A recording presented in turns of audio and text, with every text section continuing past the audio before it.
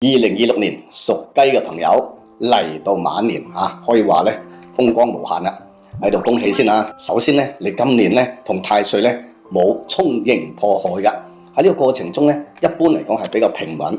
再加上你今年有三大吉星拱照，呢個能量非常強大噶。凶星雖然有2粒，但影響力咧唔會太大。嗱，我哋睇下啦吉星包括有太陰、紅鸞、天月。凶星方面咧都有2粒，貫索同埋勾神。事業運同埋財運方面咧嚟到馬年咧，可以話咧人緣方面非常非常唔錯嘅。今年咧需要咧靠呢個貴人人緣咧，令到你嘅事業咧更上一層樓。嗱，我哋經常聽到咧紅鸞星動，佢係一粒正桃花星，喺桃花星入邊係排第一嘅噃。咁代表住咧你今年咧人緣貴人運咧非常之好，人際關係呢度咧今年咧非常唔錯嘅。所以今年咧可以多啲去應酬一啲聚會，咁咧機會自然會多嘅，而且會嚟嘅好嘅機會喎。今年事業好嘅話咧，你嘅財運自然步步高升噶。如果嚟到馬年，你嘅感情運又點咧？感情運今年唔使講啦，頭先講咗啦，有紅鸞星喺度，紅鸞星係正桃花星。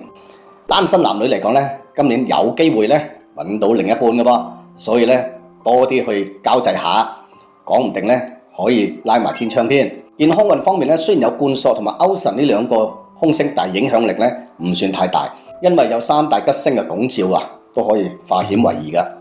一般嚟講咧，唔會有太大嘅病痛嘅。當然咧，自己要注意些少今年5黃位咧就係正南方，2黑咧就係西北面。咁對男性嘅一家之主咧都有啲影響嘅噃。屬雞嘅朋友去到馬年咧，真係可以多主動啲。今年係主動出擊嘅一年，有三大吉星嘅拱照，而且呢三大吉星係強而有力，多利用人際關係、貴人運同埋人緣方面今年人見人愛，咁好多人咧可能揾你合作，咁機會就出嚟啦。所以咧好好把握今年呢個好嘅流年。如果想更加好嘅話咧，不妨多啲用88星嘅位置，即係正東同埋東南位置。